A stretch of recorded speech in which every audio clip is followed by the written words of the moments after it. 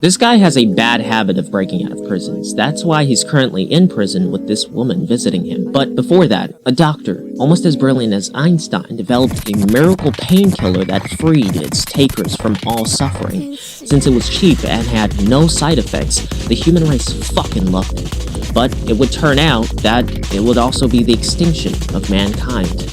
Let's recap episode 1 of the anime Lazarus.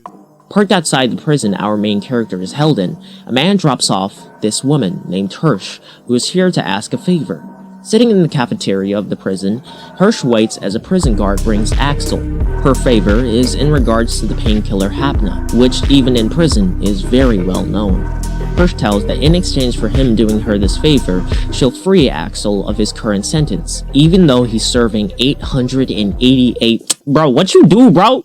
Axel doesn't trust the woman and finds all this ridiculous, noting that every stranger who's ever visited him before has either been a lawyer or a hitman. Hirsch tells she's a little bit of both, being very unclear on her intentions. Taking out her phone, she shows a video of the very well-known and respected Dr. Skinner, the inventor of Hapna. After suddenly disappearing without a trace for 3 years, he's back, but not in good faith. The video was streamed and broadcasted widely across screens, and the doctor speaks that being able to feel no pain is no different than from being dead, therefore concluding that from its overuse of the drug, humanity is dead, speaking that humanity living on currently is no more than a sin. And Dr. Skinner reveals that secretly developed into the drug Hapna is a mutation that in 30 days from now will activate and kill all of the first users of the drug. But he also reveals that he has the cure to the mutation, saying if the world can find him in 30 days, then he will give over the cure. With his visiting time up, the doctor comes to take Axel back, but just then, this is when his bad habit suddenly kicks in. Breaking out of prisons. Axel pushes the guard, kicks and fights him before knocking him out, grabbing his gun and taking Hirsch hostage. He pauses everyone for a moment before he has the rest of the guards unlock his restraints before making a run for it. Axel runs through the prison, flipping like it's a parkour gym site. We get to see his necklace, as well as Hirsch's wrinkles.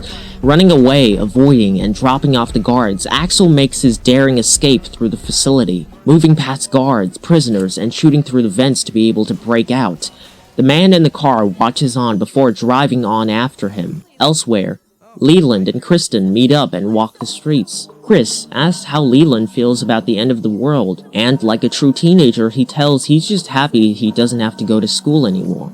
Doug and Hirsch drive around informing Elena to keep an eye on police comms looking for Axel since they're all working together as members of Lazarus, a team put together in attempts of finding Dr. Skinner. As Dr. Skinner's announcement happened this morning, protests and riots have begun all over Japan. Things have started looking like South Africa during apartheid, as people have started burning and destroying Hapna-selling pharmaceuticals. Hospitals have been filled to capacity as governments try to settle and make order of the situation. Media headlines go wild as humanity is on the verge of extinction. Weebs have also started going outside to public places and seek of miracle cures to stop the deadly mutation of Hapna.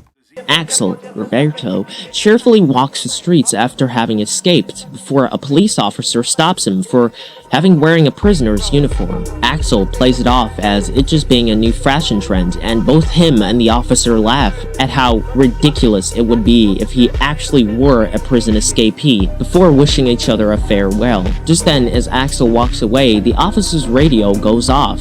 Dispatch informs all units that a prison escapee by the name of Axel Gerberto has fled into the city, and the officer, immediately realizing his mistake, runs after looking for Axel, who he misses in a nearby clothing store. Axel swaps an outfit from the store in a land far, far away, baby Linnea City. Oh shit, it's Rapunzel's Tamil from the intro. Axel walks the central public station before being found out by surveillance cameras. A public announcement comes in informing him to surrender as law enforcement units arrive. Axel runs, bumping by units and flipping over a wall. and the chase for Axel Gerberto begins. From drones, cops, and even Lazarus is after his cheeks knowing where he is. Axel has to run across railroads, jump building, pole slide down skyscrapers and scaffolding. Lazarus pursues him from a distance, and Axel continues running away, entering. You see this clip? Yeah. Did you see the shirtless rich man? That's his house. Firing from the ground floor, Chris shoots her gun, changing Axel's direction without giving away her position. Now that Axel is running another direction, Doug goes to the building Axel is on, just in time to trap him between a Smith & Western and a rooftop. Doug calls that this is the end of the line, and Leland deploys a drone intentional on helping out Doug. Axel tries to bait Doug, calling him a coward for not being able to fight him straight up, but this fails, and Axel has to come up with a new plan of escape, being the drone Leland sent off. Jumping the rooftop and landing on top of the drone, using it to safely land his way on a street lamp and on the side of the road to escape from Doug. Chris, posing as a fan of the street performance, acts impressed and begs for a photo. Axel, not knowing, Can't be trusting these hoes.